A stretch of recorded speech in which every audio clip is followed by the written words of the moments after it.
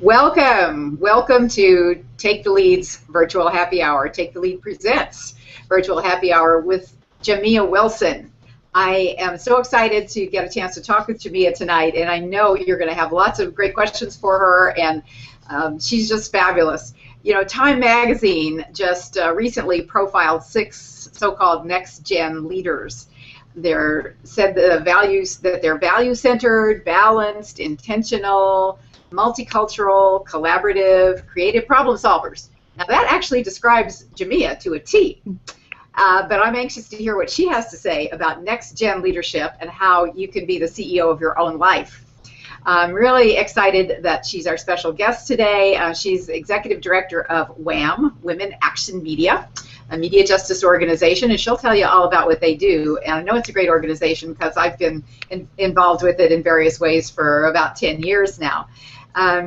We really look forward to your questions, and so you can put your questions in the chat box underneath the screen on your underneath the screen that you're watching, or you can tweet them to us at Take Lead Women.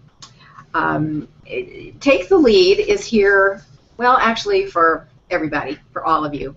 Our mission is to prepare, develop, inspire, and propel women to take our fair and equal share of leadership positions across all sectors by 2025.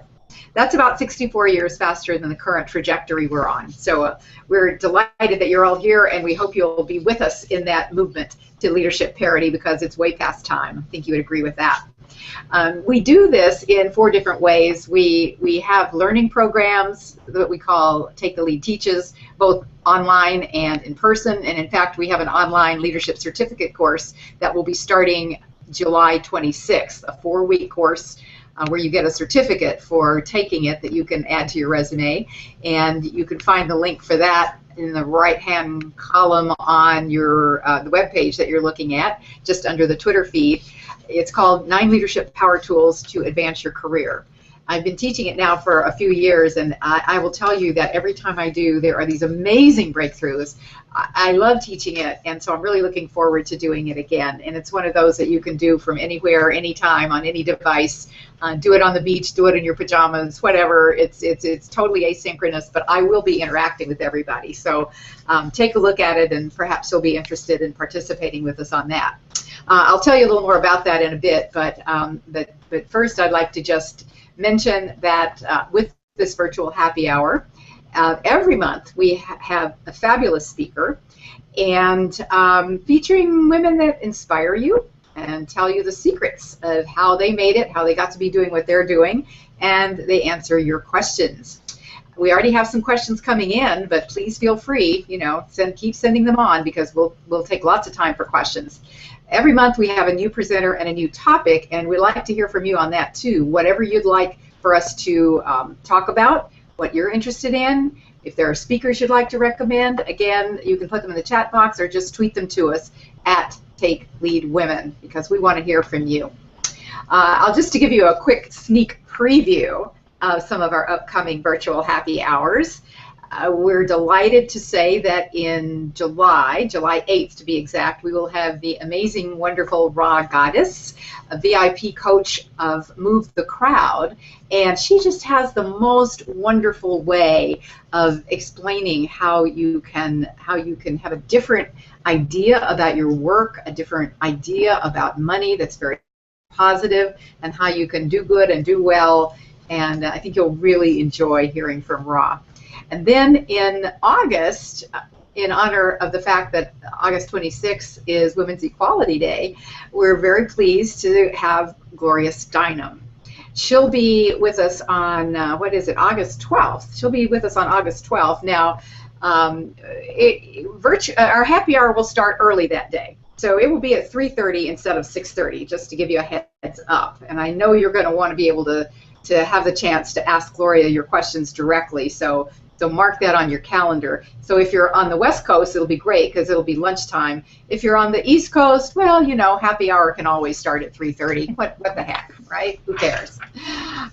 In September, then, we will have Dr. Marsha Reynolds, and she'll be joining us to talk about her new book and some amazingly interesting research that she's done on how you can turn those difficult conversations into positive outcomes. So thank you for being with us today for this virtual happy hour, and we look forward to seeing you at the future ones. You'll power up your life again if you're interested in our online certificate course. And here's just a little bit more about it.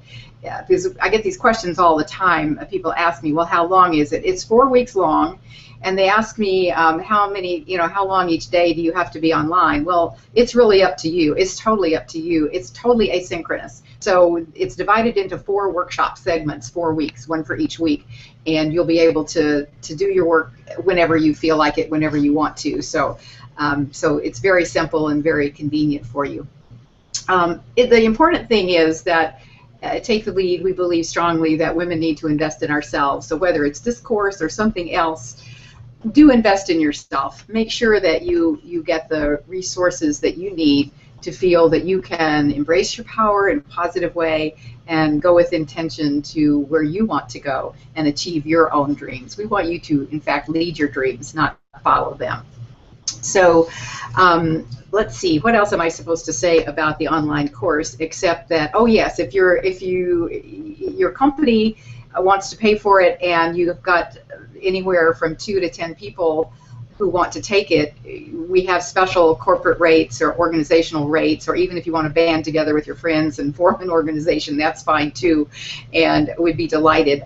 All I can tell you is that it really touches my heart that at the end of each one of these courses, I can't tell you how many women say to me that it changed their life.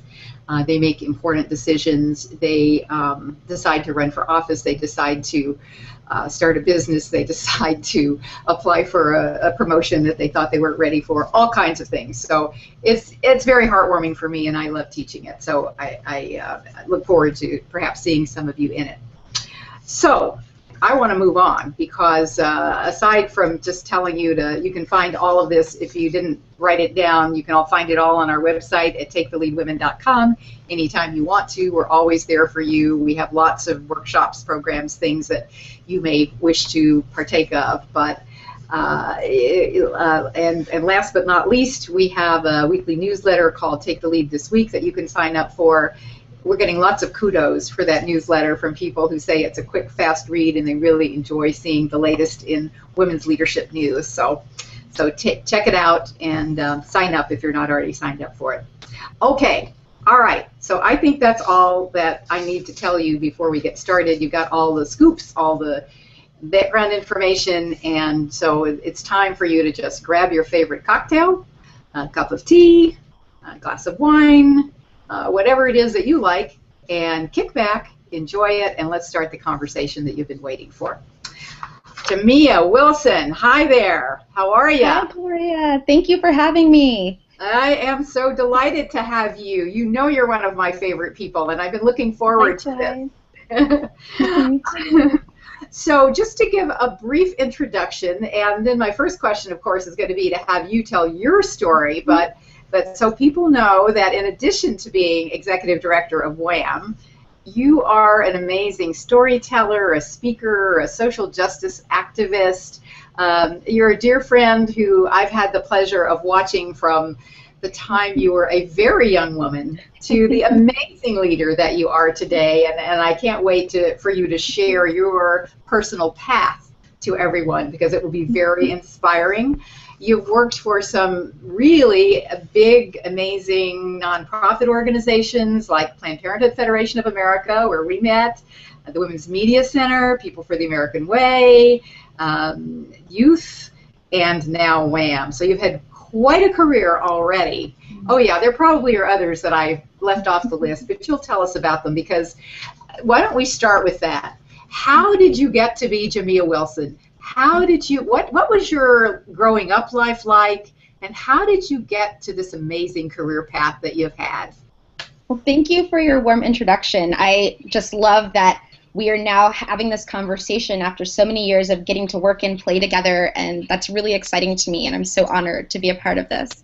I was raised in a family of activists. So my family is a family of educators, but also activists. So a big part of my life, there wasn't really a line between the activism of work and the activism of spirituality or the activism of your social leisure time. It was just woven through the ethos of our family values. And I was always taught that my responsibility was to give back to the community because my ancestors had given back so that I could have the privileges and rights that I had now.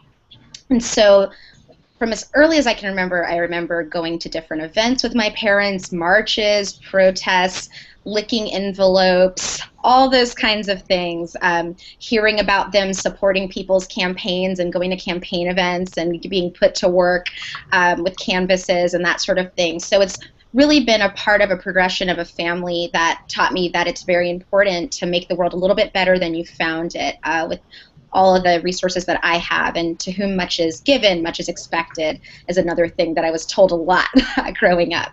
And my parents started out, when I was born, living in South Carolina, where they were tenured professors at a historically black college in Orangeburg, South Carolina. And that community, I think, really inspired my leadership because I was surrounded by so many leaders and so many pioneers in their careers as the first African Americans or first African American women were a big part of my mom's circle and the others, people that surrounded me. And then my dad got a position in Saudi Arabia that was only supposed to be a couple of years.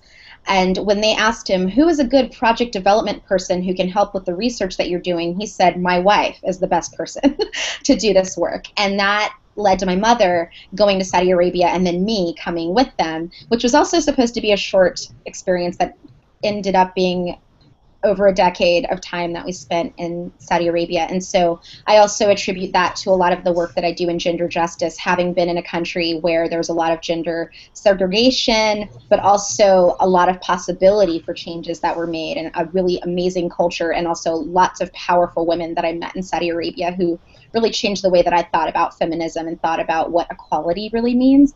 And so at that point, I did end up going to a boarding school in the United States because at that time, U.S. kids couldn't study there anymore after 9th grade. That's now changed.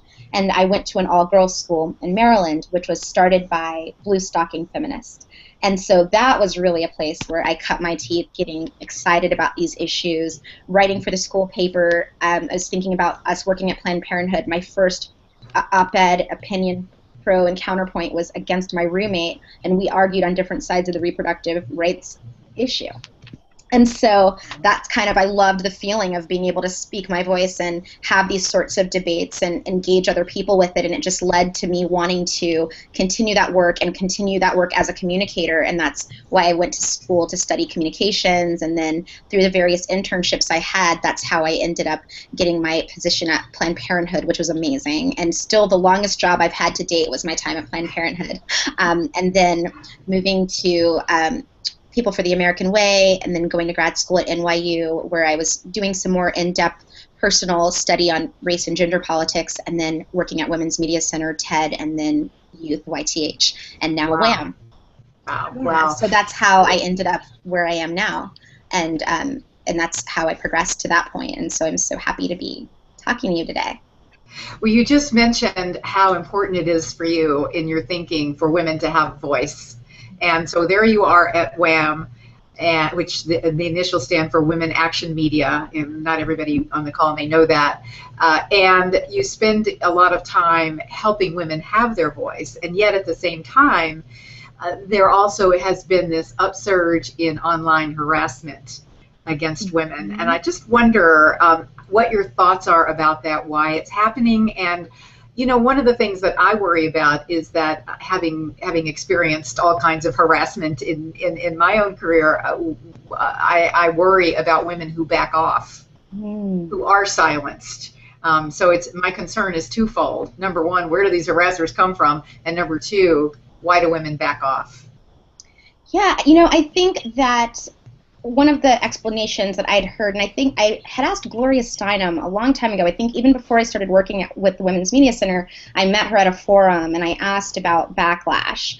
And she had kind of reframed that backlash as a sign of progress, that, you know, when you are taking us to a cultural tipping point that threatens the established status quo, that there will be this backlash because you are making change, and the status quo will pull as hard as it can to try to keep us in the retrograde policies and the retrograde culture. And so I think that's what we're seeing happening now in online harassment, because people are seeing how powerful women's voices are now, that we have had a more democratized process.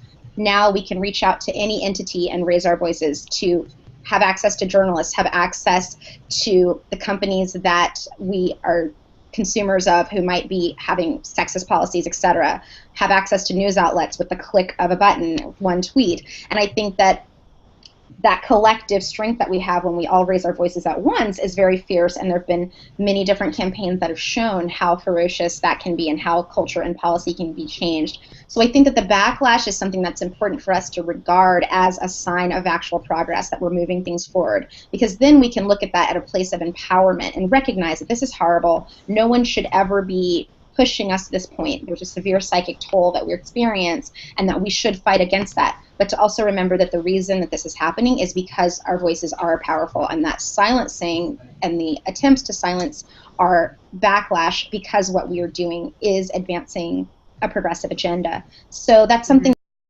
whenever I get tempted to opt out, which happens on occasion when it happens too, and I just think, oh my gosh, you know, I need a break from the interwebs. It's just gotten so toxic. I remember that, okay, there must have been something I said that was powerful enough to make people afraid of change, and that's why I have to go out and do it again. And I also think that there's an issue about free speech, that often it's framed as an issue of, oh, free speech is being countered when we fight against online harassment, when in fact we need to raise our voices about the fact that women's voices are being silenced when we don't combat online harassment.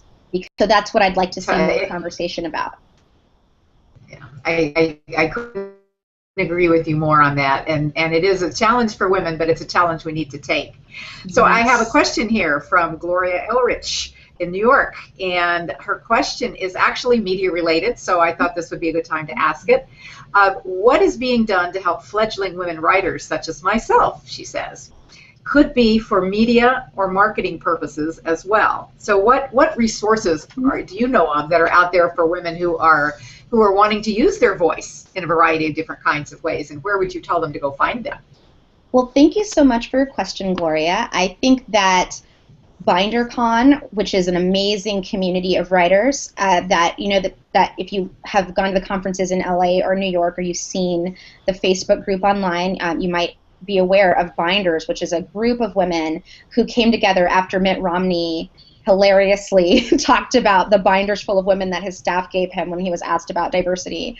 And Binders came about as a grassroots group that was supposed to be just a small Facebook group where people could come together and talk about resources for writers and create and connect together and network. And it became the size of a small city. There's cities in South Carolina that are smaller than the Binders community is on Facebook, and that also then therefore launched these conferences around the country. And WHAM had the honor of being the fiscal sponsor for BinderCon in the first year of it. So in incubating that, I think that that was one of our moves forward too, in terms of wanting to support women writers as well and be a part of the work that the BinderCon team was doing. And so I really support women becoming a part of the Binder community, knowing that we're stronger together and working in collaboration versus competition. There's room for everyone, and we can only help each other amplify our voices more and leverage the contacts and tools that we have.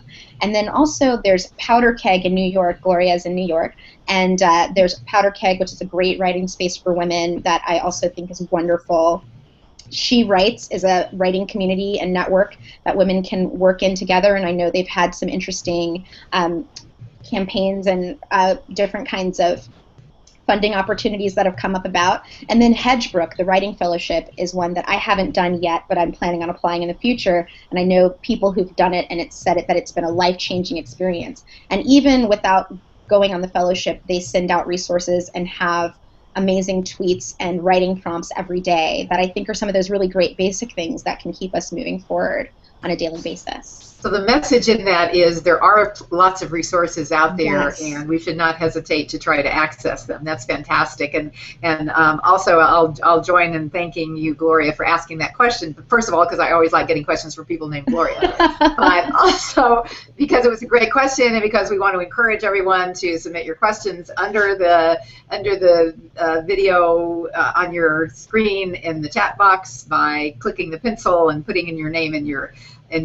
location and typing in your question, and then also you can tweet them in to Take the Lead Women at takeleadwomen.com. So keep them coming, and I want to shift the conversation just a bit here, Jamia, to the topic of this virtual happy hour, and it is what we told people we're going to talk about, which is next gen leadership. I mean, since next gen leadership even has its own hashtag, obviously it's a thing, and I'd love to know your thoughts on what that thing is, what we need to know about it, and are those adjectives that it gets described by that I mentioned earlier, the collaborative nature, the value-centeredness, things like that. Do you think that's an accurate description? Tell us what you know about next-gen leadership, please. Yes, so I think it's a very accurate description and a really great, indicator of what's emerged from a new generation of leaders. And I feel that the definition of next-generation leadership is often used around actually people who are of this next generation, millennials and the generation after it. But I also believe that it's actually ageless. I think it's a way of thinking, because I see next generation leadership embodied by people of all different ages.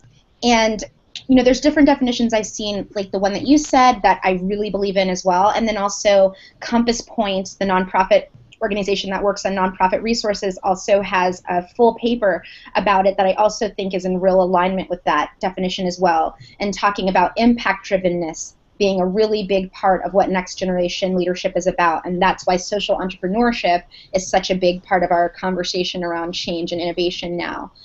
Finance and business savvy being important to any endeavor, be it nonprofit or a for-profit venture. Shared leadership, really being connected to your community, being connected to your board, and having a collaborative experience at all times, and circular leadership. And then also, as Compass Point describes it, as wired for policy advocacy, which I love, which I think is just basically, staying on the up and up about new technologies and ways that you can do the work smarter, faster, better, in a more agile way. And then self-care, work-life balances, and boundaries, being able to find ways in the shared economy to support more balanced life, and also thinking of your constituents as people who are also your partners in terms of thinking about the future, as well as composing the actual archives of your movement and of the work that you're doing is another big piece, that the people in your community as guest bloggers could be a really small way of doing that, but actually working with your communities as thought partners and multiple people as spokespeople with a value to, everyone having value to add to the conversation is a big part of that type of leadership. And then finally, making sure that this leadership is inclusive so that people from the most marginalized communities are also represented and leading as well. Thank you. That's a great description. I really appreciate that, and I actually hold out the hope. It makes me feel very optimistic about this generation and the future. But related to that is a question from Steph Harold in Brooklyn, New York, which is, what are some strategies for managing intergenerational conflict between millennials and Gen Xers that don't make either group either hero or victim? And I think you might even add to that baby boomers and this is the first time we've had sometimes 4 generations in the same workplace. Yes. So what do you have to say about that? How do we manage it? So hi, Steph, Steph does amazing work at Sea Change, by the way, and everyone should look up their work as well. But I think that this is a really interesting question that I've had a lot of conversations at happy hours with people, on the down low after work conversations. And what I think is necessary for all of us is to bring those conversations from the happy hour to our actual workplaces and formal conversations and discussions that there's a stigma around having those conversations. I was once in a situation where I had mentioned that I wanted to put some of the writings that had been out by various people of different generations about conceptions of each generation's work style.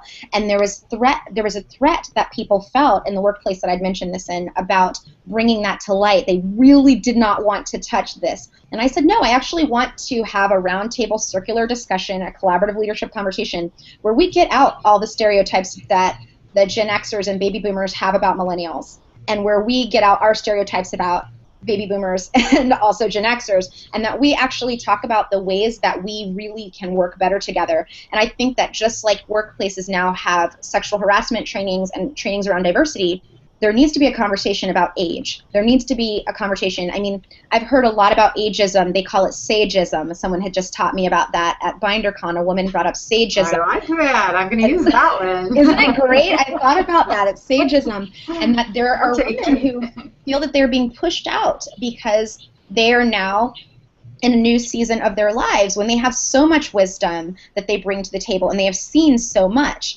And a lot of organizations may be saying, oh, well, there's not space for you because you don't know the newest cutting edge of technology, without thinking about what does it mean to pair them with younger people that can work with them on this and then do work exchange, or what does it mean to recognize the strengths that we all bring to the table and to then actually strategically leverage those strengths in our plans. For example, StrengthsFinder is something I really believe in and have worked with StrengthsFinder and know that when I'm building a team, I need people who have all the things that I don't have. So I'm a strengths strategy person. All down the line, all my stuff was strategy and communications.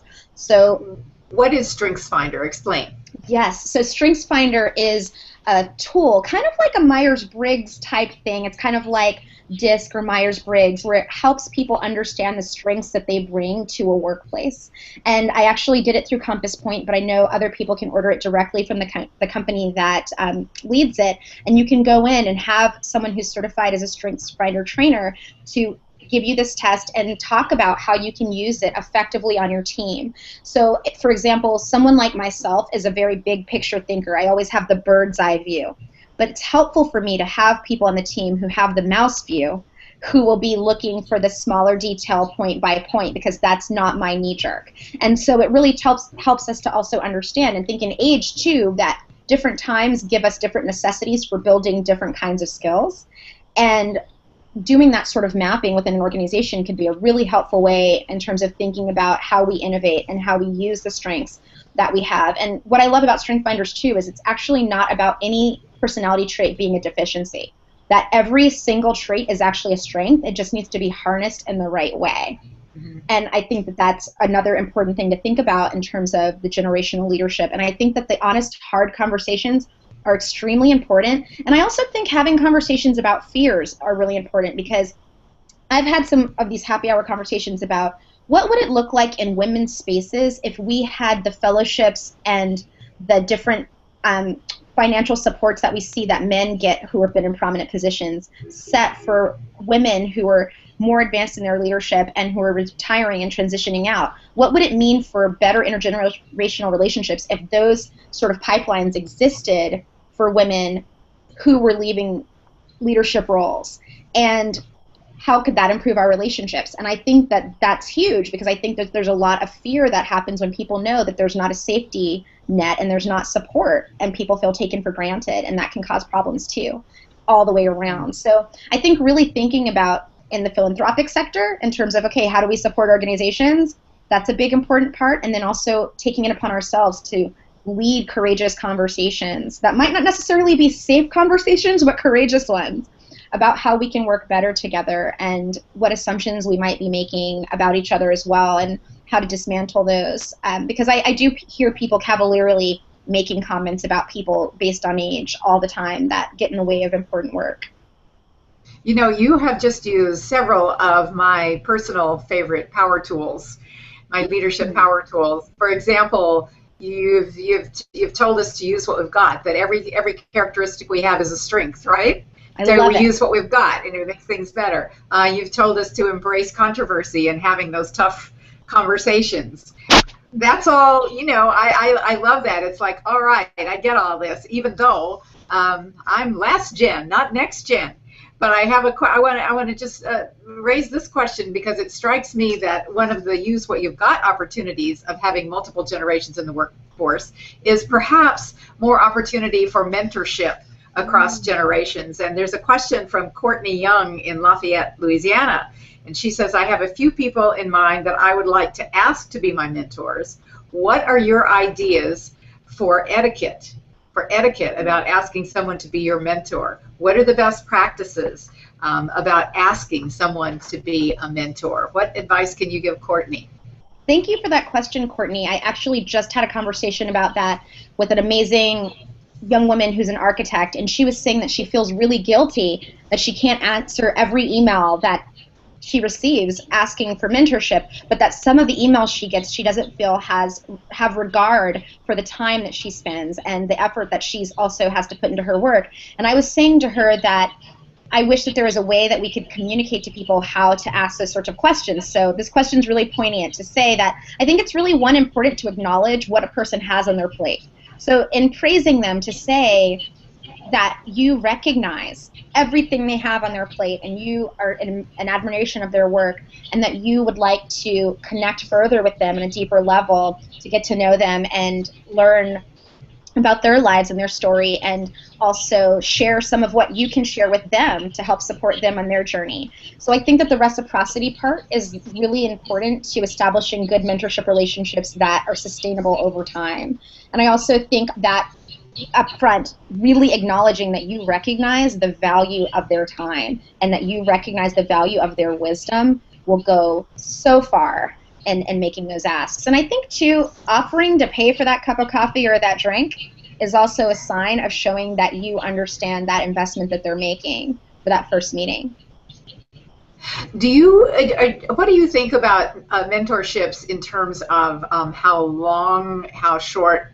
When you think of mentorship, are you thinking of having a longer term, say we agree to meet every month for a year? Are you thinking of something that's lifelong? I mean, mentorship is a word that gets bandied around a lot, as does sponsorship, by the way, and perhaps you'll address that as well. So maybe you have examples even from your own life that you could share about how you think it should go. So I think there are people I've not had former mentorship relationships with who have mentored me, and I would count you among them. That we never had like every month we are going to meet at X time, but there's so much wisdom that you have imparted upon me. There's so many opportunities that you have shared with me, and that has meant a lot to me and has never been forgotten by me and other people that you've done this to and with as well. And so I feel that that's one way that, with people, just the way that you work with the people you work with, vice versa, I think is a way to mentor. And then with these formal relationships, really establishing the boundaries and expectations like you would in any relationship. I love in workplaces that I'm in, when I'm talking with new staff, I really want to know what their boundaries are, what their expectations are, what their pet peeves are.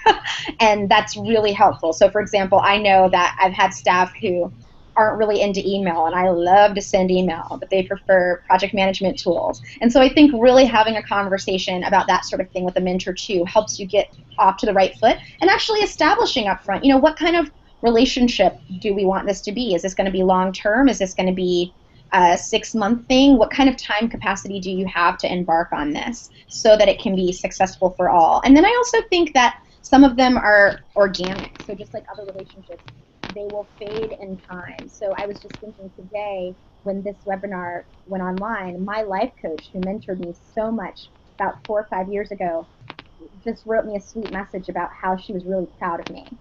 And reestablish contact, but I've always had her in my mind and my voice, even though she hasn't been technically mentoring me for the last couple of years. All the work she does in the world, all of her thought leadership still continues to help me, and the support that she gives me still continues, and I still hear her in my mind, and the mantras she shared, etc., are still come up. And I'll be like, oh, Coach Lynetta would have really been proud of me for this thing or that thing. So I also think that, with the formal mentorship relationships too, getting a coach is also something that I highly recommend, and actually formally investing in that if that's something that you can do, or applying for a program that can give you a scholarship for a coach is alternate as something that I think is really important when you're ready for that sort of commitment. So that's very, very, excuse me, very, very good and salient advice. So there's a wide variety of different ways you can be a mentor, that you can get mentorship, and there's no one right way. I think it's important to remember that. And sometimes what you just needed was that one piece of advice that somebody gave you off the cuff, and that changed your life. And I know that's happened to me many times. So I was just thinking as you were talking, and we were particularly talking about your definition of next gen leaders, that for me, I define leadership as a leader is somebody who gets stuff done. And and I think that means that it applies to everybody, as you say, within the organization. Everybody is a leader. Whatever you're doing, it's a leadership role because you're getting stuff done. But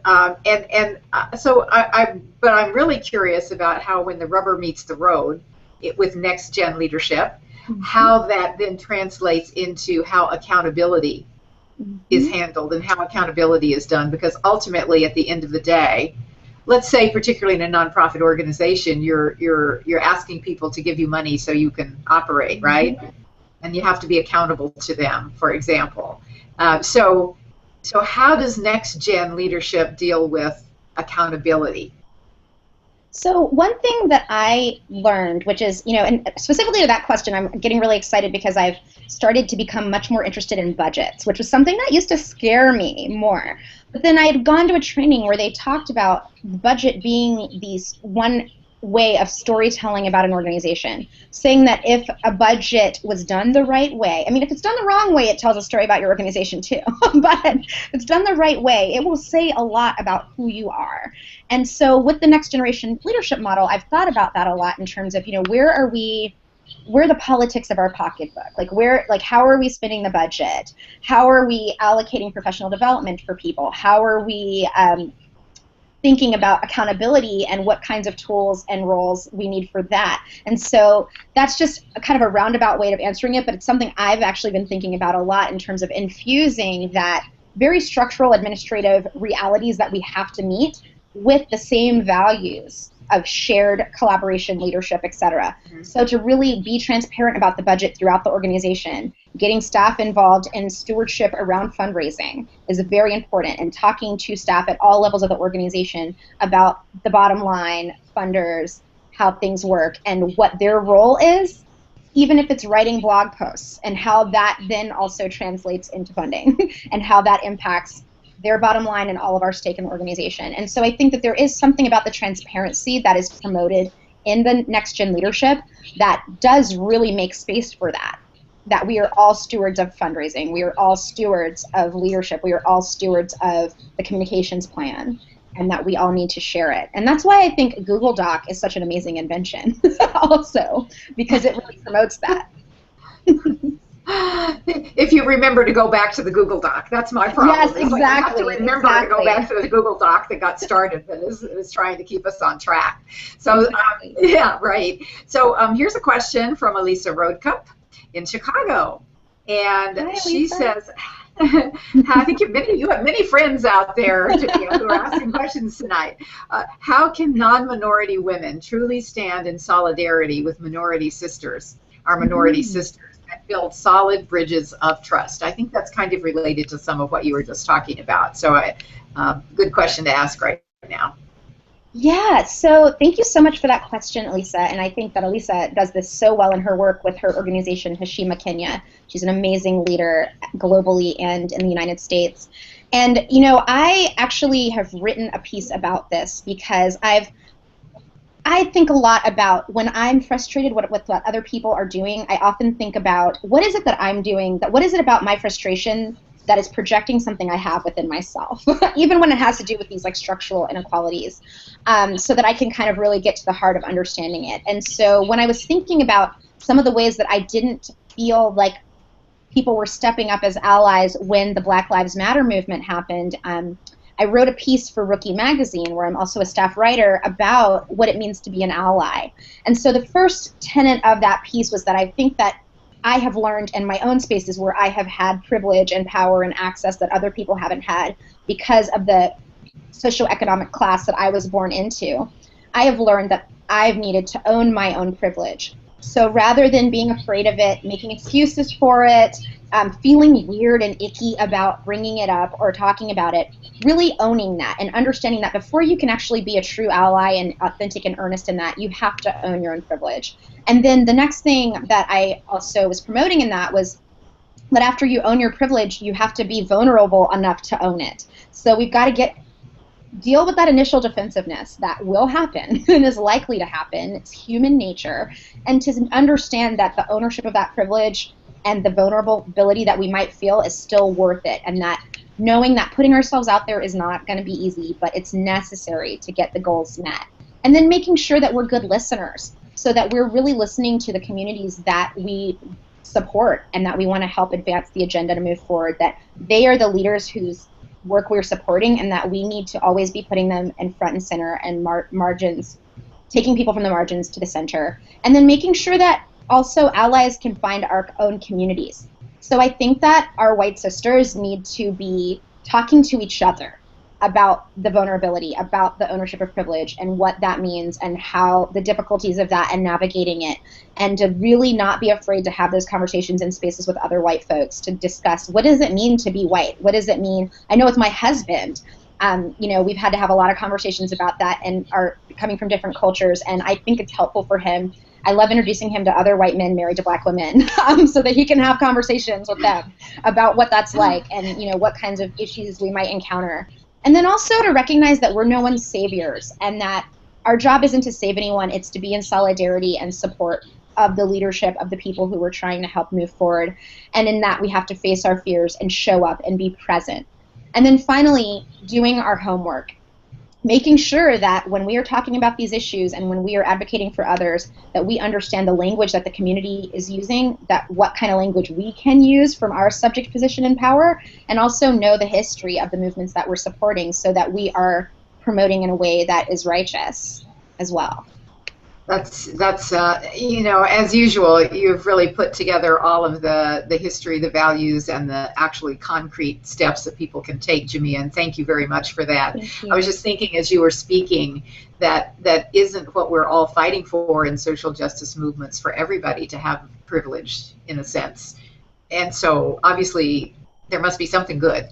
And owning it, the way you talk about owning it and using it for good is that really touches my heart. So thank you very much for that. If you just tuned in, folks, I am talking with Jamia Wilson, Executive Director of Women Action Media, and so you can still send in your questions. You can tweet them to @TakeLeadWomen, or you can put your questions in the chat box under the screen on your computer, and all you have to do is just click on that little pencil and then put in your name and where you are and what your question is, and we're going to be getting to it real quick here. I have another question for you. This one did not have a name on it, but the question is, what are your thoughts on the connections between social justice and the environment? How can we strengthen our voices as women around that? Yes, so that's a really great question. It's something that I have thought about a lot, especially since I've moved to California. I've just learned so much more because it's so embedded in the DNA of the community that I'm living in Berkeley, California. But I think that the world that we live in impacts everything. Our environment impacts every part of the work that we're doing. So if we're going to fight for healthcare justice, we have to be fighting for food justice and access. And for food to be plentiful and healthy and in abundance, we have to be fighting for water justice. And we have to, especially California, where we're in a drought right now, that's another piece. And if we don't have clean water, then we have other public health issues. So I think that it's really important to make those connections within our communities to talk about the fact that the environment is inextricably tied to all of the other economic justice and gender justice and racial justice issues that we're fighting for. I actually heard a talk when I was in grad school, and one of the former Black Panthers from Oakland who had been, I think it was Bobby Seale, was talking, and he was saying that he really wanted to urge supporters of racial justice to work on the environment, and that climate change and global warming was the issue that he thought that we should all get on board with. And at that time, this was maybe 10 years ago, people were really surprised that this was what he was bringing up as an issue that should be super important to us. But he was saying that if we really look at the healthcare disparities and what people in our communities are dying from, it's really important to make sure that we are at the forefront of the environmental justice movement to make sure that the issues that pertain to our communities are also prioritized. And so I've been really excited about seeing some of the new movements that have been sparking up in communities like Compton and LA and their community gardens, some amazing programs that I've seen in New York and other places where young people of color really leading the way in the environmental justice work. And then also when the first Black Lives Matter conversation came out and there was some talk about, what kinds of businesses are we going to support, there was a big move to support African-American farmers. And I just thought that was really cool because for a lot of people, it wouldn't occur to them that that would be one of the number one things that you would do to fight back against excessive police violence and police brutality, but people were saying that in supporting these farmers and supporting community and supporting young people getting involved in this work, that we are supporting our communities and our environment. So I think it's very important, and I'm really excited to see more work and also to learn more and do my part as much as I can. Well, so it could be a little overwhelming to think about trying to take on all of those issues, and which leads me to the second topic of our conversation tonight, which is how to be the CEO of your own life.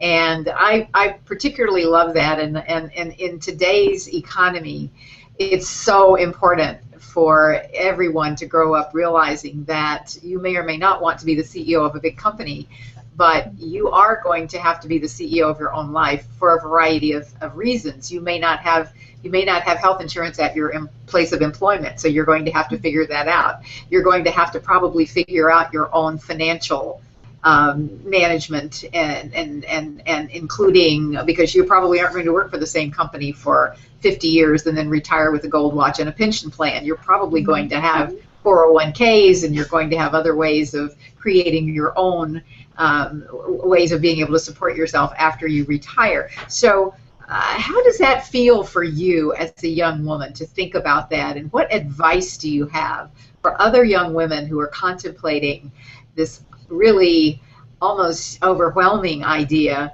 of being the CEO of your own life?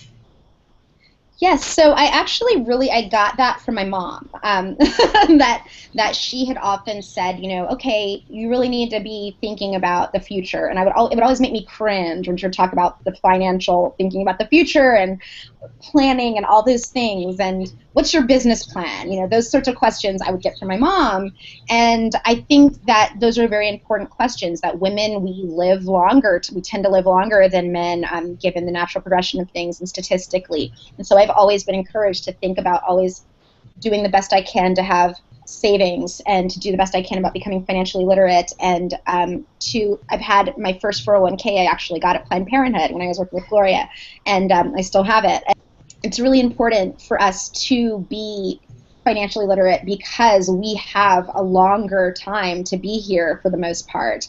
And having seen both of my grandmothers at age, they're both 93 years old, and seeing how much they depend on the resources that they made when they were younger, and that there aren't a lot of other supports that are out there, it's really imperative for us to start saving now, even though it seems so far away. And I also think that it's important, too, to make it fun. So what I've done is I have joined some different groups. I had a money group at one point. I joined webinars that Kate Northrup had done about money love, and she had money mantras and affirmations, and made the money piece fun for someone like me who often found it very uncomfortable to explore. And one of the things that she encourages is to own your money story and actually write out your money story throughout your life and how you learned how to feel about money and all of the issues that we might have around it. And so that for me has helped me think about what kind of life I want to lead and what kinds of resources I need to live that life. And so I've always said, for me, I've always wanted to live a life where I would have enough to give back to the organizations that I care about, and to be able to be at some point a philanthropist to organizations that I really care about. And so that's a goal that I have. And so now I have in my personal strategic plan steps on how I plan to get there.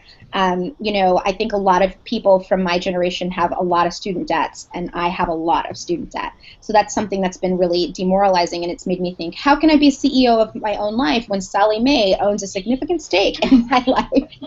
And so that's been something I've been thinking about in terms of putting my activism toward the movement for student loan justice and debt relief, and also finding more ways to have creative side hustles to make more income to pay down that debt. And so, my mom had also always encouraged me to moonlight and to have side hustle A, B, C, and D, which is why, I have a speakers bureau and I do paid speaking engagements. I write and do editing and other things on the side so that I feel that I have multiple streams of income. And that was some other great advice that she gave me, which was to have multiple streams of income so that if one day you lose one job, you will have other money coming in. And so I think that it's important for women to do that, and also to negotiate with their jobs up front about the other things they're doing, and letting people know that you will get it all done, that proving that you can get it all done, but also negotiating up front if you have other things that you're doing that maybe on your weekends you're not available on weekends because you are working your other job or you are doing your speaking engagements, etc. And I think that that's really important for people to have their multiple hustles, so to speak, as my mom said, for us to be able to get that financial security if we're people who need to be doing that extra work to secure it. So I wanted to ask you a little bit about negotiation, because it's as somebody who never negotiated a compensation until I was literally national president of Planned Parenthood and found out how much it cost to live in New York, and then I had to go back and renegotiate something I had already negotiated. I have only come late in life to understand how important it is to learn these negotiating skills. So what do you think about that, and what are your 3 best negotiating tips? So I think that Eleanor Roosevelt comes into my mind every time I need to negotiate, where she says to do something every day that scares you. So ask for that number that doesn't feel reasonable to you, but that you feel like it makes you a little uncomfortable to ask, but it's what you really feel that you need. So I'm a big believer in that, number 1. If for women, I always, number 2, say, write down the number of the white dude that you're closest to that he would expect. and I do that, right? Ask my husband how much he would be expected to be paid for something. And that always puts it in perspective for me to ask for that amount. And then That's number great. 3, to go on Glassdoor and to go and research what positions are being paid for in your organization, or if it's an organization that might not be listed, to not be afraid to ask other women in your network or through LinkedIn to find people to get a range. Because you would be surprised how many women will actually be open about talking about it. And I have been open about talking about how much money I make with other people, and it makes people really uncomfortable to do it. I think that's a generational thing too, but I've actually seen that when I've seen a lot of women in my age group kind of talk about range, not even just the number, but range, it's helped us be able to negotiate together, and also to create trends where the demand is higher, because every time we take less, we're actually making it less for her. And so I always remember that if I can't demand enough for myself and it makes me feel uncomfortable, I'm making it worse for her when I take less than I'm worth. Right. Well, I'm going to ask you one last question here that came from Johanna Fernandez. She says she lives in a small town, and that networking in her field tends to be done in, say, New York City or Washington, D.C. So she'd like some advice on how to build a strong virtual network when you don't see people in person very much, who are the people that you need to be networking with. That's a really good question. I think, really Twitter is a great place to do that. Like, actively get in conversations with people, support their work, support their thought leadership. Joining different webinars and asking questions like this one, where there are people in your field who you can connect with and then connect with offline. I think those are really important things to do. And then also, I think it's important to offer to host things like this, a Google Hangout about conversations that you think that people in your field might be interested in. That's something I've been thinking about that I want to do with WHAM, is to organize some conversations that I feel that people want to talk about that we keep hearing up, but there are people around the country who may not be able to get together and run room. And so to kind of take that initiative to say, well, I'm going to organize a networking conversation for all of us who are working, like women who are working in this one field or women who are working in this space, and taking it upon ourselves to organize those conversations. And I think that's really important, or organizing a tweet chat about it. I can't tell you how many actual in-person friendships I have with people that I've met over the internet over the past decade. Same here. Same here. It's pretty amazing. So, Jamia, we are down to almost the wire. We've just got about 4 minutes left. And before I ask you to I'm going to give you a minute to think about this. Before I ask you what your tips and takeaways are for people, because we promise, and at the end of every one of our virtual happy hours, we try to give people some very specific, concrete tips that they can take away and actually use. I want to just remind people that they can find you on Twitter at Jamia W, that they can find Take the Lead at Take Lead Women, that they can find me at Gloria Felt, that we'd love to continue interacting with you on Facebook, on LinkedIn, anywhere you can find us, we'll be there and we'll be talking.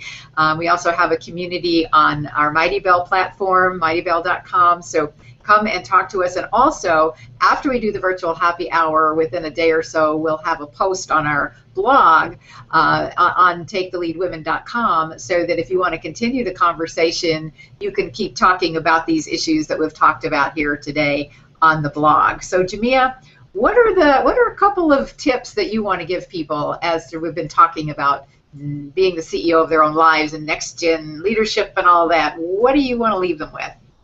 So there's 3 things I want to lead you with today. One is to do one bold thing in the next week. Your homework is to do something that scares you at work, or if you own your own business with a client, to really ask for something bold that you've been afraid to ask. If you're a writer, pitch that story that you felt afraid to pitch. Ask for that raise that you felt afraid to ask, or start setting the steps toward doing that. Ask to take on more initiative or a new project, but do that one bold thing that scares you. You might just be surprised at the result. And if you don't get the result you need, at least you know that you did it and you didn't die. And that's something that I always tell myself, to make myself more resilient. Because next time, that no might lead to a yes the next time around. 2, humble brag about yourself. Talk about an accomplishment you've made in the last couple of months on Facebook or Twitter, and just promote it, or LinkedIn especially too, and just promote yourself in a humble way, but do a little humble bragging. Amplify the work that you do, because so often women don't own their expertise, and it's so important for us to do so and to establish ourselves as thought leaders. And then finally, own your voice. So if you don't have your website already, if your online footprint does not represent who you are, take a little time to secure the YouTube channel that's under your name. Go on DreamHost and buy domains for all of the different incarnations of your name on the internet, so that you can start taking the steps to own your own voice online and to also build and leverage your platform. And there's also some other sites that you can go to that can actually help you and let you see all the different social media sites that exist and where your name can be purchased, and then also where your name can be gathered where it's free, like Twitter. But I think it's really important for us to do that too. Even if you don't have a plan for your branding and messaging yet, the first step is actually claiming your name and claiming that space on the interwebs for yourself and owning your voice. Fantastic, fantastic. I'm going to have one more really important question for you, Jamia, and it has to do with Beyonce. So hang in there, because I'm going to come back to you in like 30 seconds. But I just do want to quickly remind people about the 9 Leadership Power Tools course. And I talk about it a lot because I'm so passionate about it, and because I know what amazing results people have had from taking it and from learning the 9 leadership power tools, and most importantly, learning how to embrace power and go with intention to where you want to go. So so take a quick look at it if you haven't already. You can find a link to it in the right-hand column of the computer screen that you're probably looking at right now, under the Twitter feed, or just go to taketheleadwomen.com and you can find it in all kinds of different places on the homepage and everywhere else. So I'd be thrilled to see some of you there. I'd be thrilled to see some of you coming to join up with Take the Lead in any capacity that you're interested in, and follow us. We will follow you. We want to know what you're doing on whether it's Facebook, Twitter, or LinkedIn. And so I want to say a big thank you to Jamia for being with us tonight, for informing us about all kinds of things related to next gen leadership, being the CEO of your own life, giving us some great tips. But I heard a rumor that you're writing a book and that Beyonce figures in it. So I figure, since you need to humble brag something today, that you should really tell us about what you've got cooking there. Thank you so much, Gloria. So I love Beyonce, and that is true. I'm in the process of writing a book, and I'm going to be putting out a call for submissions to get stories from people like you who are on this webinar today and virtual happy hour to talk about how Beyonce has inspired innovation for this generation, to talk about Beyonce's leadership and feminism, and have a feminist reader based on Beyonce as our example. And it will have articles from people like me who are diehard Beyonce fans, and then other people who might have more critique as well. So I'm really excited about that. The name has not yet been determined, but it will be about Beyonce, it will be about power, and it will be about feminism. Oh my goodness! What a combination! What a combination! And with that, I just want to say thank you again to Jamia. Thank you for everybody who joined us today. And go forth and be awesomely powerful. Power to you, and keep on taking the lead. See you next month.